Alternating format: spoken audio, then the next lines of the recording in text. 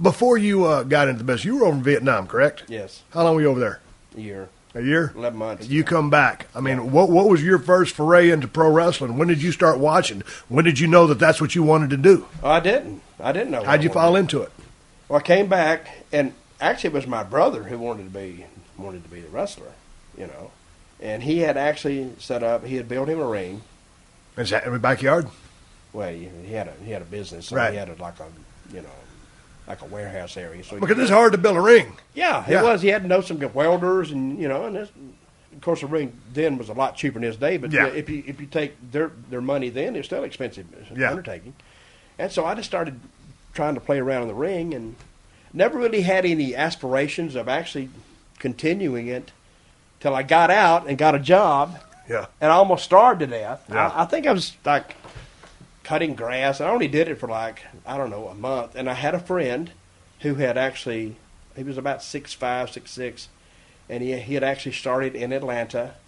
And he just called up one day and said, "Hey, you wanna start wrestling?" I went, and I'd had a couple of independent matches. Right. And I remember I told you about Tom Ernesto, my mentor. He was a booker, and I went over there and saw him. Walked in the office. That office and those wrestling offices in those days, if they had just spent a little money on it, they could have turned it into a real dump.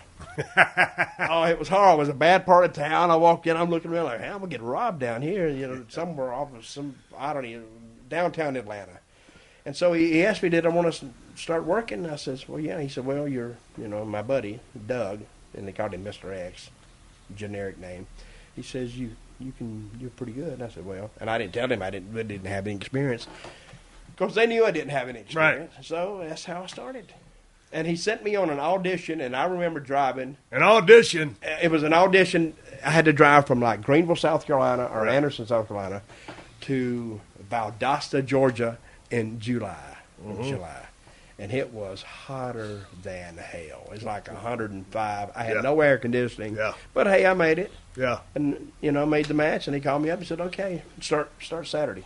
So they got a report back that I was okay, and which is another thing. They didn't have to pay me a lot of money. He asked me, he said, "What does it take for you to live?" I didn't know. I was living on the Army money up to then, like $100 a month. It didn't take me anything. I wasn't married or anything, so it didn't take me anything. Right. I said, well, I'm going to try this. Yeah. And then I got in it and never really got out of it.